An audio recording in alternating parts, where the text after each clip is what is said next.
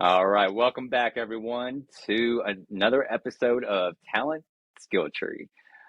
This is episode number 2, and I am super excited to have a very special guest with me.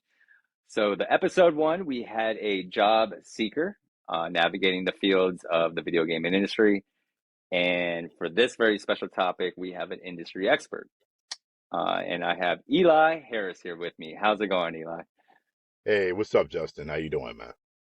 Good. I appreciate you coming on the show here. Thank you so much. I know you reached out to me before a couple times actually, and so I'm so glad that we were able to work out the schedule and get you on the show here. Um, welcome, welcome. I love your Hey, setup thanks too, for by the having way. me. Thanks, man. I appreciate that. Yeah, Justin, been watching you for a minute, you and other people like Aaron Goldsmith and whatnot, who has been great to me. So I wanted to have an opportunity to get with you, talk about VO and Activision Blizzard, all thing gaming, so I appreciate you being willing to have me on your show. I appreciate it. And you have an impressive website and portfolio of work that you have done, and I really want to get down to the nitty gritty, and we can dig right into that. But let's talk about as far as like the transition here. Okay. I read your profile on LinkedIn. You actually have a wonderful website, as I mentioned. So let's talk about your transition. Mentioned your impressive profile, and on your website and on your LinkedIn profile, you mentioned you are a former. Don't know which branch or which branch of military was it? I was in the Army. Yeah. Army. Okay. Thank Yeah. you for your service. And Thank you. so, from coming from an Army specialist to a voice actor, that's an inspiring transition. What inspired you to come from the military to become a voice actor? You don't hear that every day. No, well, initially, so I started off in the performing arts as a kid. My parents had me into theater and martial arts because having all the extra energy, which they label as ADHD or whatever, but I was very energetic, high powered, and so my parents got me involved in things that tried to help channel my energy. So initially, when I got out the military, I did the 9 to 5 and everything, and then I had told my wife that there were some things I felt was missing from my life. You know, um, I was working at an architecture firm, and just a part of me was missing. And so I actually got into film and television. I started off Oh wow. doing film and TV, where won some of my first awards. So I did film and television probably up until about 4 years ago. So I've really only been in VO for about 4 years now. Okay. And what is VO for the audience?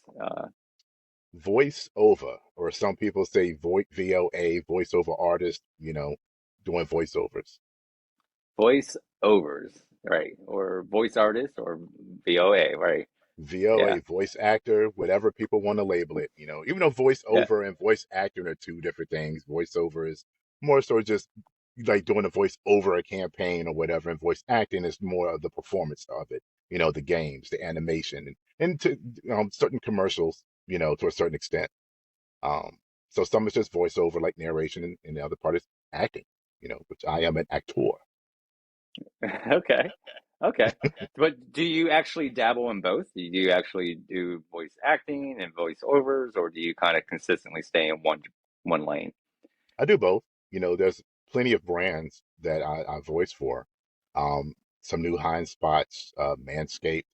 Some of that might be some performance just because we get to be a little silly Yeah. with the Manscaped commercials, but Icy Hot, of course, Yeah. 7-Eleven, Disney. So there's a lot of brands that I do voiceovers for. Okay. Interesting. Well, you kind of mentioned performance arts too as well. Um, I really am curious with performance arts. What do you mean by performance arts? Did you do ballerina? Did you do acting?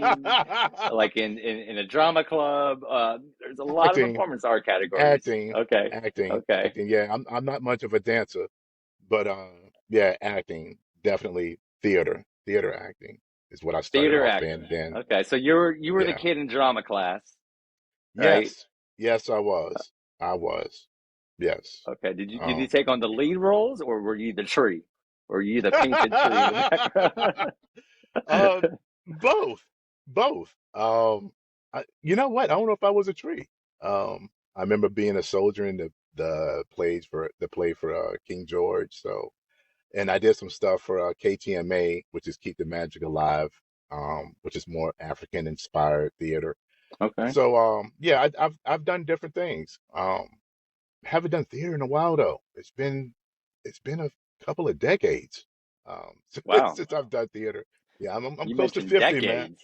I'm close to 50. Look, I might not Hey, look it, but I'm close to 50, I, man. I was going to say I would have never thought that.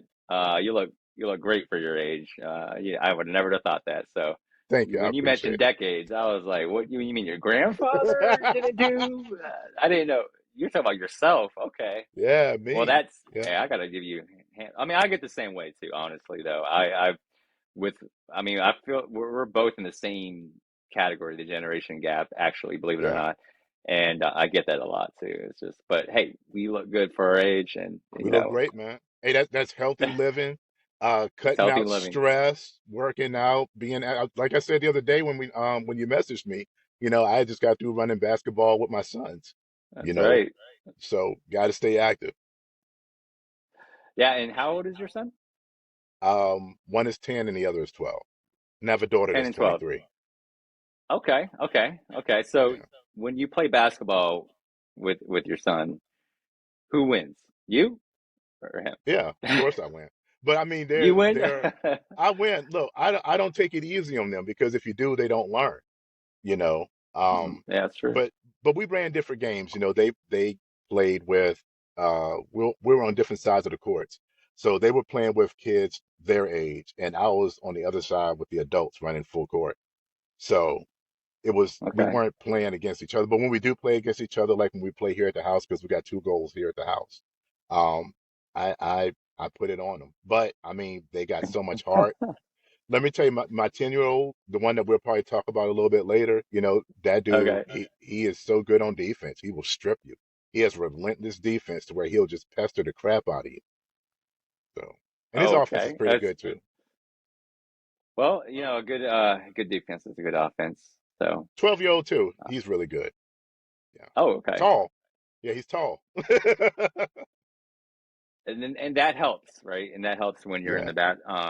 Well, speaking of basketball, then, so I've read here that you voiced for several brands: Disney, Mhm. UFC, Icy Hot, NBA, and even Hmm. our own company or my own company, Activision Blizzard.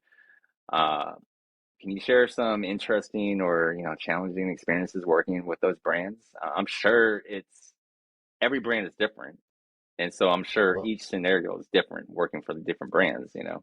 How has that been?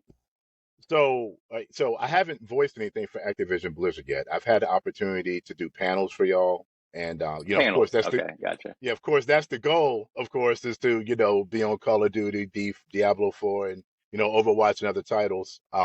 And I'm sure we'll talk about that later too. But no, I've had the opportunity of working with Activision Blizzard and speaking on panels on behalf of VO. Which man, I tell you, y'all between y'all and Disney. Y'all are great when it comes to dealing with veterans, um, and also good with diversity, and working with diverse people and allowing different people to have a voice. So even with me not being an official part of your company of Activision Blizzard King, they have worked with me and allowed me to work with them on things, and that speaks volumes of you guys. I wouldn't say there's a lot of challenges. Disney, of course, is every person's dream to work for in a sense because we all grew up with it. Yeah. Um, and the story is crazy how I got to work with them because one of their producers actually reached out to me. And initially, when I got the email, I'm thinking, okay, this must be spam or a joke because there's no way that a I would producer think from that too. Disney, like, there's no way We a get them all the producer from time. Disney is going to reach out to me directly and not go through an agent or whatever. But, he Yeah, had heard some MMA stuff because I've been voicing stuff for LFA and I do UFC promos. And for UFC. so Okay, yeah. And so this particular producer had heard some of my stuff and was like, would like to work with you on some things here for Disney. So that's right. really how I started my relationship with them. icy hot. I got through my agent. Manscaped, that was another direct one as well. And I've been working with Manscaped for like 3 years now. Just got through doing Wow. one with the legendary pro golfer John Daly. So Wow. yeah, I So wouldn't how say do there's you think they challenges. Oh, go ahead. um so my train of thought was how do they why do you think they reached out to you directly? Because normally you don't get that type of response from PR, right? You actually have Yeah. to present your case and you actually have to be the hunter. So with your situation, they kind of reached out to you. And so why do you think they reached out to you? How did they find you online? Yeah, our industry is a very fickle one because even to get those type of projects, generally they will go through Yeah, an agent. You'll have to either audition for it or they'll go through your agent management or whatever. Like I said, the producer from Disney, and I try not to name names like that just because yeah, the way our business is, you have so many people that are trying to do it that if you put a name out there, they're going to start like harassing and going after these people for work. So the I this respect that. particular, Yeah. this particular producer, he heard my one of the promos that I did, and I'm assuming that he Google searched me because he emailed me, and shout out to Blackwater. They handle my website and everything, so real strong SEO, and Okay. That's, yeah, so. Uh, there you go. That would I, help. I I guess from him, I guess from that producer hearing the promo that I did, it was enough to get his attention and just reach out to me to do some work. Uh, Okay. so that in itself is a blessing, and I think the same thing with Manscaped. And with that being 3 years ago, I don't even remember exactly how I got connected with them. I just know it was through other work. Yeah. That's and it all connects. It all connects together, and it's a spiral web like Spider-Man, which I'm not sure if you've seen the new Spider-Man. Have you seen the new Spider-Man yet? Yes, yes, we went and saw it on opening night. Okay, and what were your thoughts? I know right now it is like the hottest movie around right now. So, I loved it. Now, my wife thought it started off a little slow. And okay, I can see I could see how it could be perceived that way because they were starting more from Spider Woman's view before he got into Miles Morales. It started from Gwen's perspective. um but I really liked it. yeah, Just the animation direction they went with it. um the voices, see, like when you're in a certain profession, and I know that you could probably look at things this way too from your end.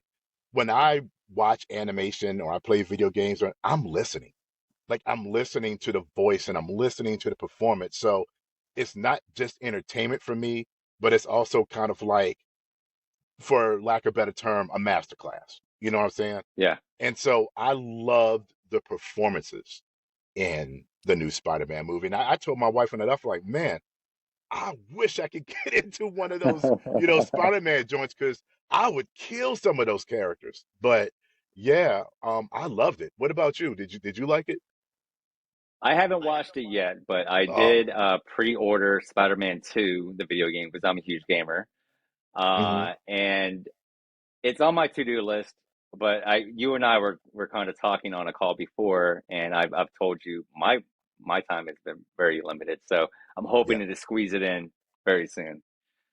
yeah. I saw But Transformers as well. I don't know if you're into Transformers, but we went and I saw was going to see that Transformers. too. It was on my list. Transformers, That Flash, Spider-Man. Like we're in the age of nerdism, we're letting our geek flag fly high, so to that speak. one was good. I thought, and Yeah, that's another one that I really like. I told my agent, like, if there's anything coming up for Transformers One, because there's a new Transformers movie coming out next year too. If anything yeah. comes up for that, please make sure you shoot me that audition. Because I've been wanting to get on Transformers for a minute as well, but I thought they did a really good job. You know who surprised me in that? I did realize Pete Davidson was Mirage in there, and so Pete I didn't. Davidson. Hmm, Oh, I actually did notice. I did know that. I did know I because I saw didn't. an ad. I saw an ad for it. That's how I remember Pete He Davidson. But I thought he it did a good job.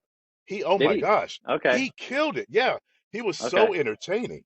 Yeah, he did a really good Wow, job you with wouldn't that. th you wouldn't think that Pete No, Davidson. you You wouldn't. always think he's like the goofy guy, and I guess he can play the goofy guy on the screen.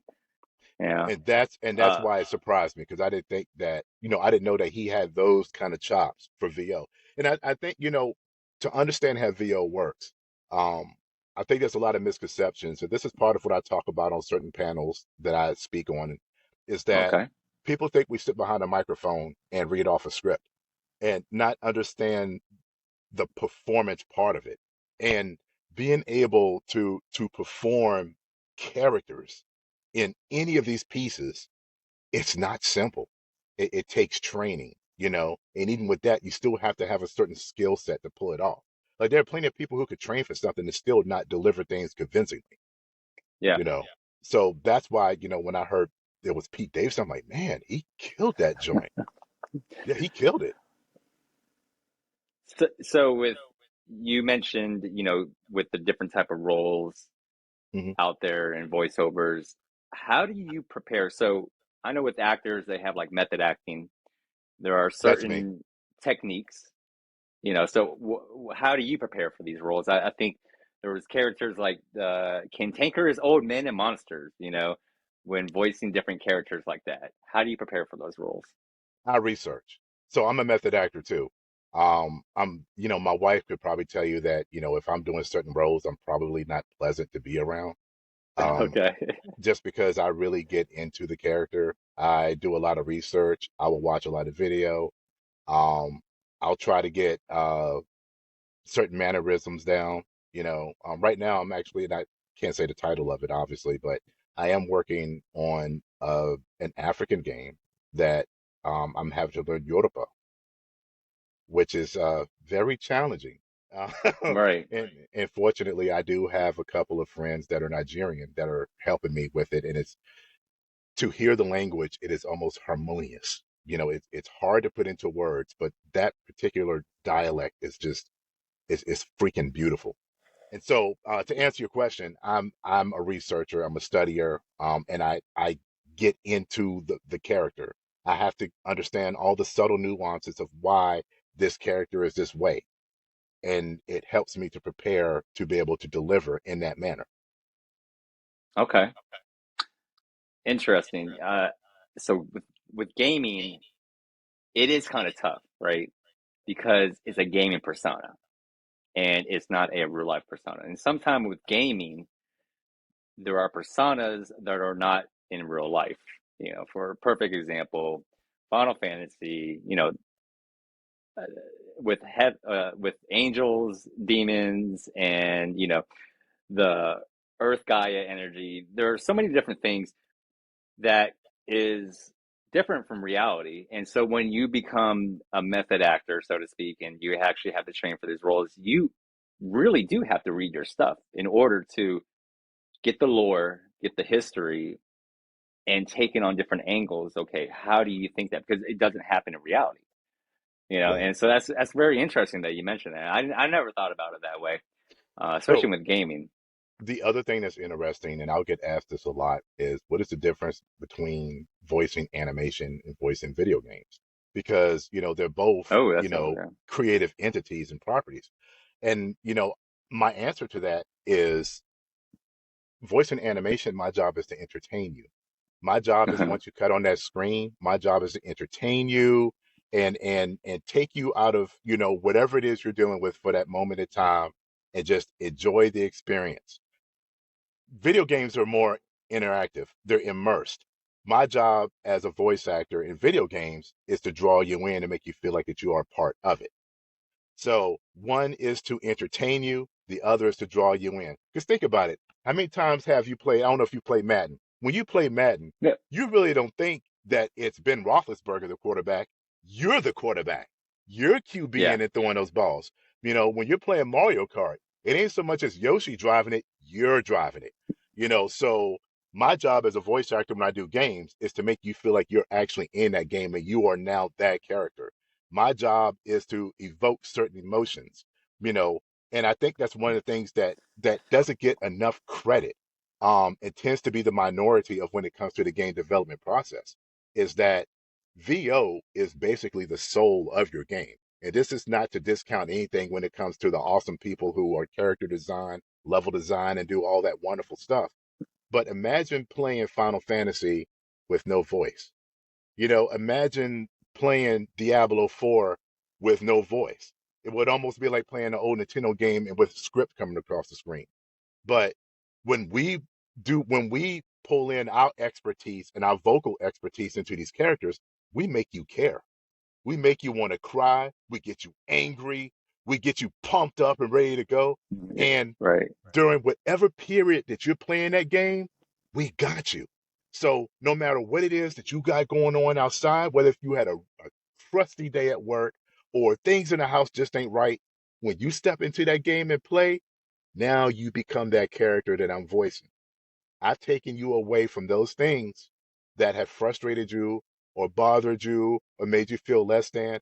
Sometimes I read some of the stuff that Aaron posts up, Aaron Goldsmith, your colleague, Yep. and she has to be probably one of the most inspirational people on there. Especially when you know her story and some of the things that she's had to deal with. And when you see the way that she speaks of how games delivered her from feeling a certain way at certain times, that to me tells me, okay, those of us who are on the game side, who do what we do, we did our job.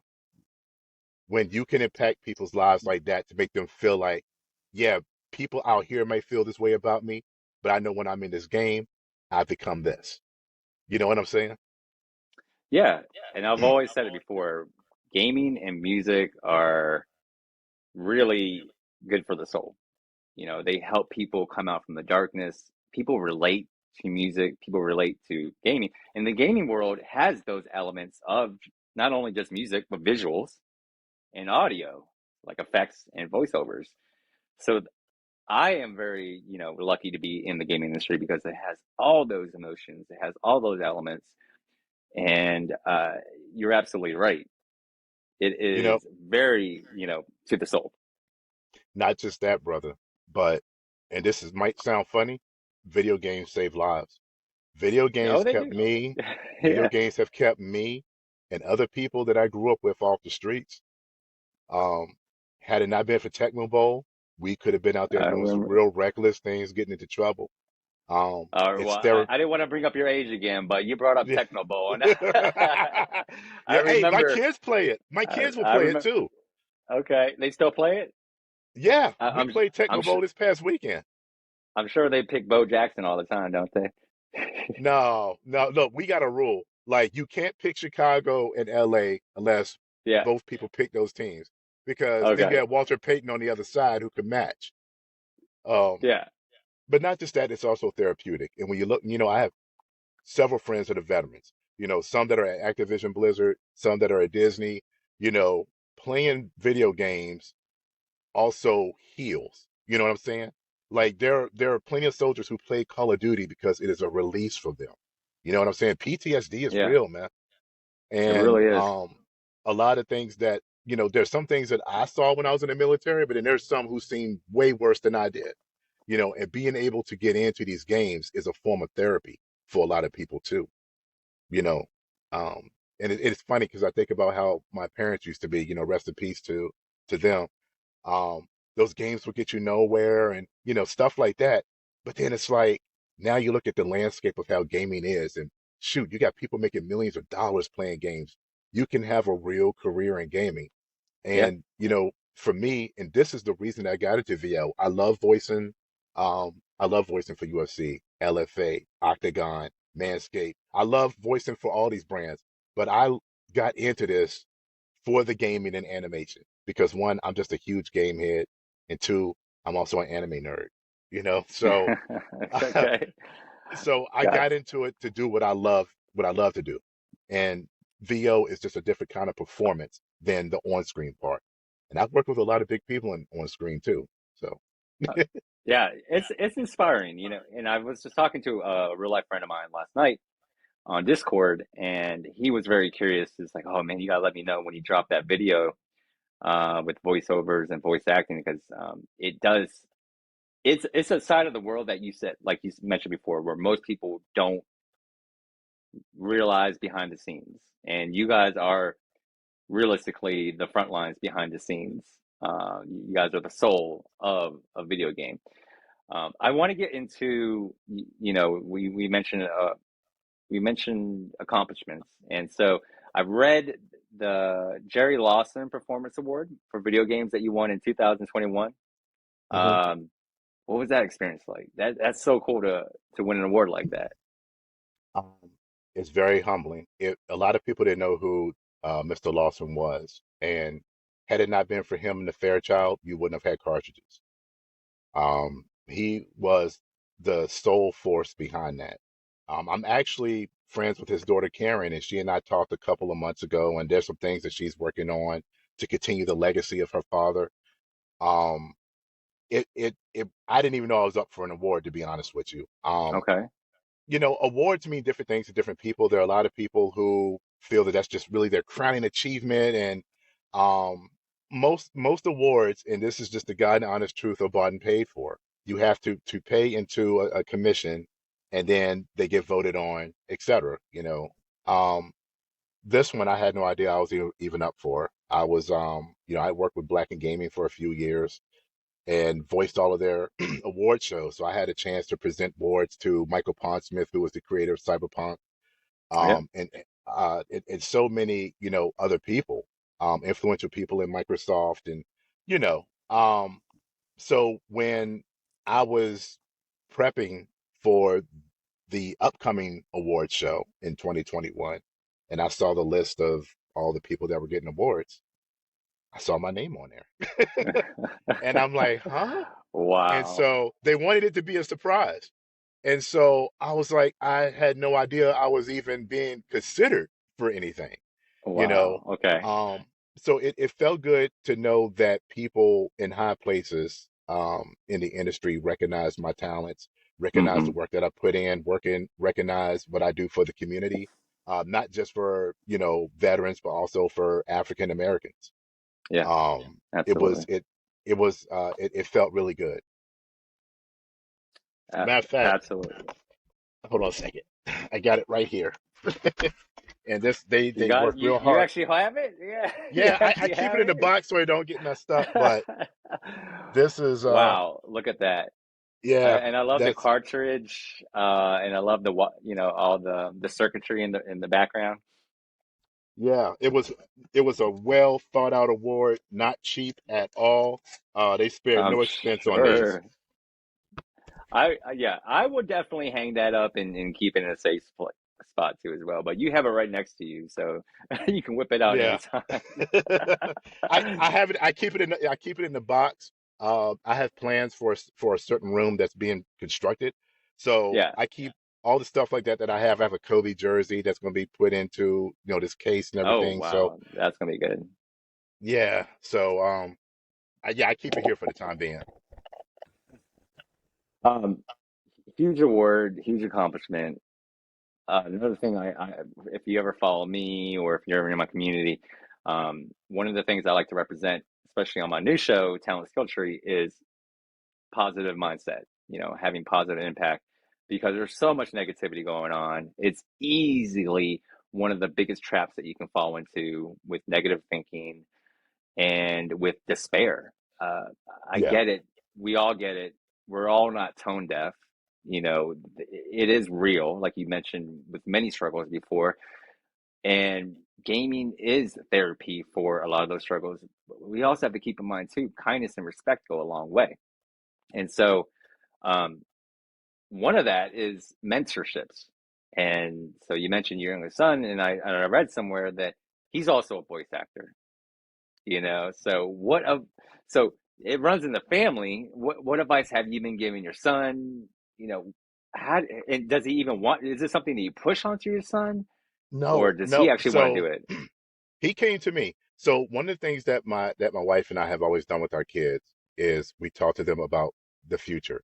What do you desire to do? What is it that you would like to do? And some people think, oh, that's too early. Like, no. It's never too early to prepare your kids because it gives you an idea of what direction to go and what to invest in with them. Because you'll see a lot of parents that get burnt out that will invest in their kids and this and they quit it. They invest in that and then they quit that. And it's like, okay, did you bother to ask what your child wanted to do? So Hmm. I did this with my daughter who's 23 as well, who's 23. With them, we asked them, what is it that you would like to do? My 12-year-old, he's into animation. He has Adobe Animate. He's also into cars. He likes working on cars. He likes doing animation. He actually has some pretty nice animation clips that he put together. My son said, I want to be like you. I want to do voiceovers. My son, both of them are gamers. They only get to play on the Hmm. weekends, but they're both gamers. They're both into animation. But the 10-year-old is he reminds me so much of me because he has so much energy. And they did martial arts and everything too, all three of my kids. But he said, I want to be like you. He said, I want to do voiceover. I said, are you sure about that? I said, because it's a lot of Uh-huh. work.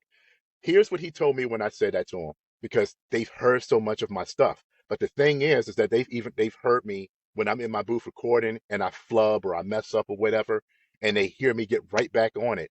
With him, he hears that, and he loves the work that comes along with it. So I said, okay, Okay. if you're serious about this, there's some training involved. You're gonna have to study, blah blah blah. Like I put him through what I was put through, but appropriate for his age. And let me tell you, he got in here, and one of the first projects he did, I had pitched him to my agent, recorded some stuff. There's a game called The Fantastic Kitty Roo, Okay. and he got an audition to voice two different characters, and one of them has a real heavy Southern accent. I don't have a Southern accent. Okay. My kids don't either, but he studied for that part. And out of the two, he booked the one for the Southern character, Dennis. No way. Yeah, Totally out he of his element. totally out Okay. of it and killed it. Wow. He did it. He Wow. he and I did an animated. I take that back. One of the very first things we did together was an anime titled Broken Beat. Um, and I'm the lead antagonist in this movie, and the producer was looking for someone to voice the flashback child version of my son in this. Oh, And so I told him, I said, my son, he does VO. He didn't put him in there because he was my son. He said, okay, this is the script, have him audition it. He auditioned it. As soon as he got that audition, he hit me back. He said, he's cast. My son wow. got in here, and I'll have to send you the clip so you can see it because I posted it before. Natural, just so freaking natural. And one can say, oh, well, he's your son. That's easy. It's not easy for a 10-year-old to get into a booth like this and perform. People, I'll tell you this. One of the hardest reads for me is the natural read. And you would think it's simple because we talk all the time, but we don't hear ourselves and we don't know how we say things. So when we're given a script and it says, okay, sound natural, the everyday guy, blah, blah, blah, you kind of look at it like, how do I do that? You know what I'm saying? Like some of the verbiage is not what I would use, but most importantly, I don't know how I sound. So Hmm. I had to get coaching to help me with that. With him, he came in here and just killed it. Um, he did a game called Ready or Not. I'm in that game too. He and I have done a few projects together. He did a tactical game called Ready or Not. Very popular tactical game. It's different than Call of Duty. It's SWAT based, Hmm. and this I won't let him play it because of what his particular mission is. But this particular mission had to do with kids that were being exploited and sold by their parents. Okay. Oh, wow. Okay. So, one, I had to read over the script to make sure there was nothing in there that was suggestive because I'm not going to let him do it. I had him come and look at the script. Everything was pretty much ambiguous for the most part. Well, the whole thing was ambiguous. It was just simple lines like, I didn't want to do it, but they made me. Where's my mom? I love my mom. And there were some other emotional lines. And so I had my son look at it and I said, do you feel comfortable reading that? And he spent about 10, 15 minutes and read it and was like, yeah, yes, sir. I'm like, okay, cool. Got in here, killed the session. Let me tell you this. I can't I can't play that particular mission just because I know what the nature of that scene is. And to hear the amount of emotion that he put into the delivery of those dialogues, he knew it was sadness, but he didn't understand the full scope of what it was. My wife asked to listen to it. I'm like, I can't let you do that because for me, Wow. Yeah. just to hear him in that setting, it evoked certain emotions in me. You know what I'm saying? Oh, it has to. Um, Yeah. so to go from talking Southern, which he is not Southern at all, to go to playing, this kid who ends up becoming this supernatural fighter in an anime to an exploited child in a game, it's just like the boy is super freaking skilled.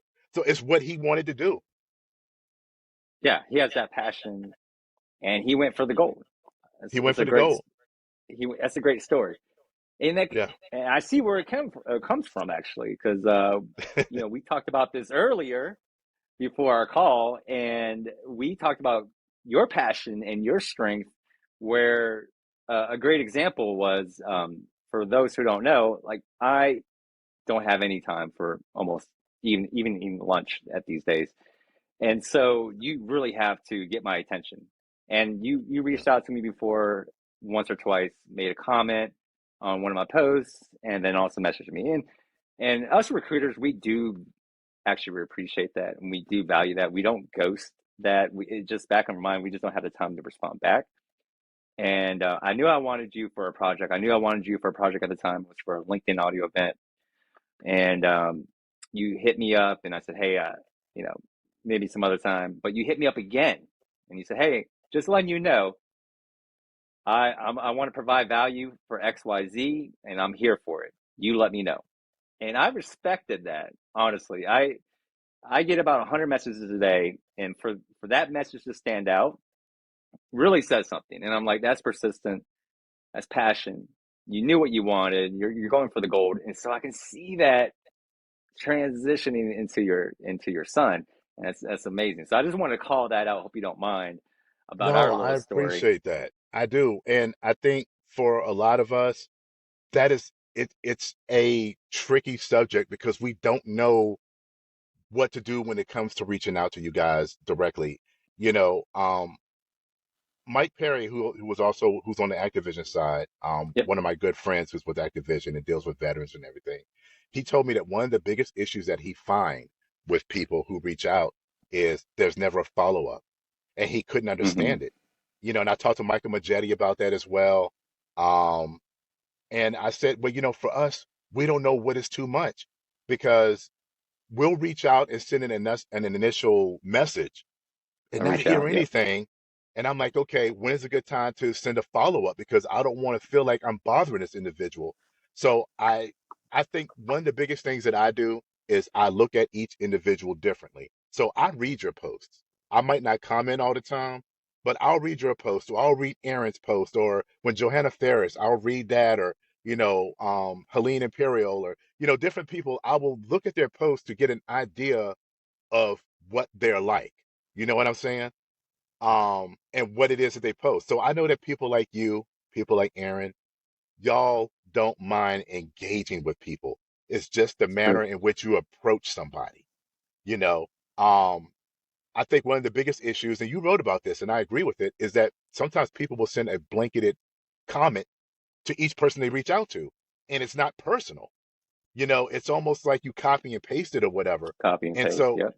right. And like I've had people reach out to me and said, hey, I was wondering if you could help me produce a project, blah, blah, blah. And I'm like, did you even look at my profile? I'm not a I'm not a producer. You know what I'm So saying? Like true. I did produce independent films back in the day, but that's not what I do now. And so I Right. find when people do that, it irritates me because I'm like, you didn't even take enough time to take a look at what I actually do. So I can only imagine what you and other people feel.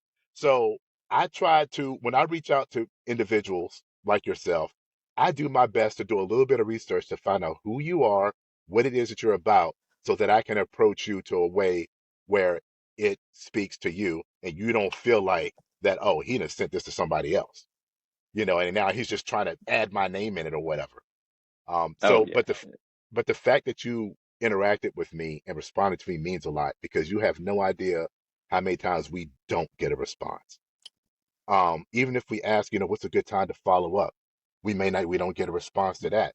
So Right. we don't know sometimes. It's not that we don't want to reach out to y'all and that we don't want to engage. We just don't know what to say or do, or what is too much, or come off as a bother, to somebody. So it's like, well, I'm not going to work with him because he emails me or messages me too much, So I want to say I appreciate you at least taking the time out to respond to me, because your response, it wasn't a corny response. It wasn't like, oh, thanks for reaching out to me, glad to connect.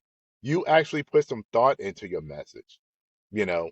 And then even when I sent the follow up, you said, hey, haven't forgotten about you, got some things going on, but we're definitely going to work together. Those things means a lot to us, because it's few and far between that we get those type of responses.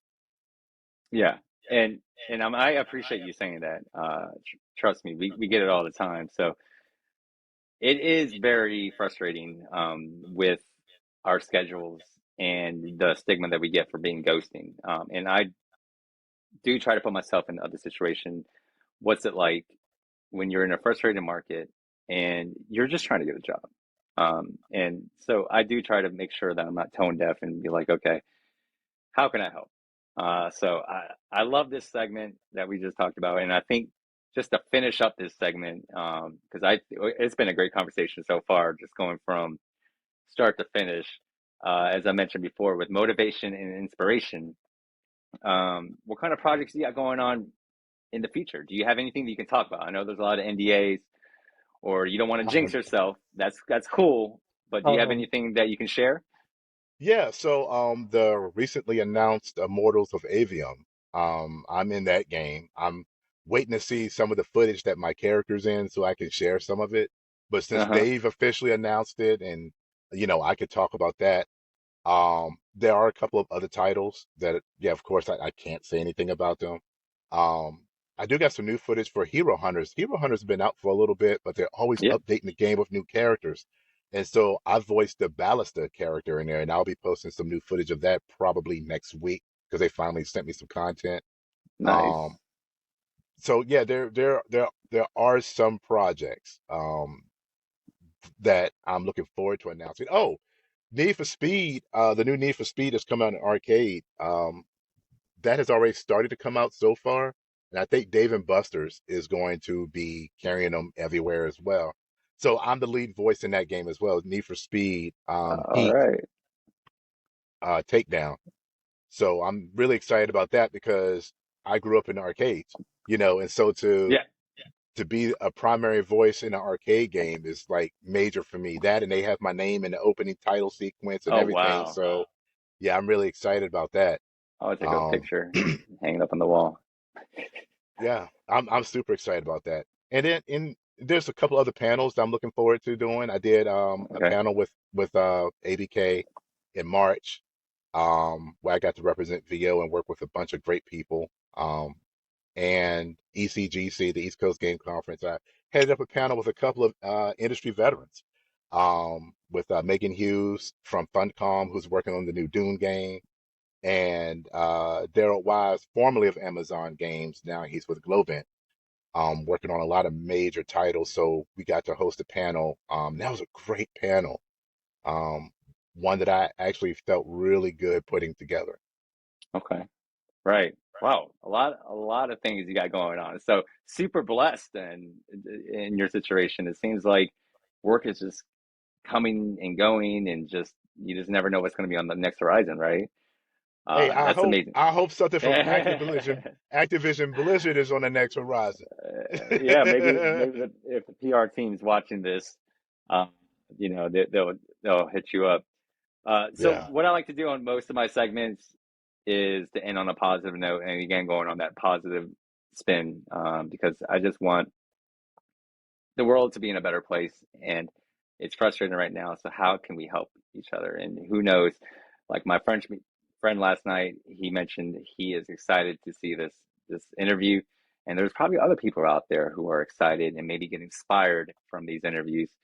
So as a voice actor and a voiceover artist, um, what advice can you give to those who are looking to aspire to get into a role like yours and to be sure. successful like you are? So me, when I talk to people about stuff like this, I'm always transparent. Um, the main thing that I could tell you, and I told this Jacob Soto, who's also on Activision, and his brother, um, on the Blizzard side, I'm sorry, and his brother was interested in VO. And I try to be as transparent as I can, is to study and research this business, treat it as a business. Um, I think that because so many people are trying to get into this field, you have a lot of people out there that are offering courses and offering this, that, and the third, and saying that you can make a six-figure income, whatever, doing this without being fully transparent of what it takes to do this. Um, the first thing you're going to have to understand is that it's an investment. You have to invest in your equipment. This is it's not cheap. It really isn't. Um, you have to invest in training. No matter how good you think you are, you have to invest in training from someone that is a reputable coach. Figure out exactly what it is that you want to do because VO is not monolithic. Um, Voice and animation is entirely different than voice in video games. They're two totally different entities. If you're looking to do commercial versus promo, two totally different things. One Hmm. does not translate into the other. So I would tell your friend and anybody else that's listening is first educate yourself. First, figure out what it is that you want to do in VO. If it's gaming, then you need to research the heck out of your games. Um, One of the great lessons, and I still do this, is those things that I'm interested in. The same thing I told my son, watch it. If you want to voice animation, watch animation. Watch different animated shows, even ones that you may not even have thought about watching, because you're going to learn something about it. And it's going to help put you in the mindset. Then you find someone to train you.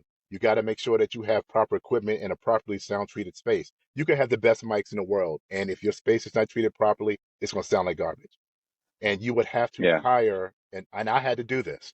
You would have to hire an audio engineer to tap into you and listen to and get an idea of what your noise floor and everything sounds like.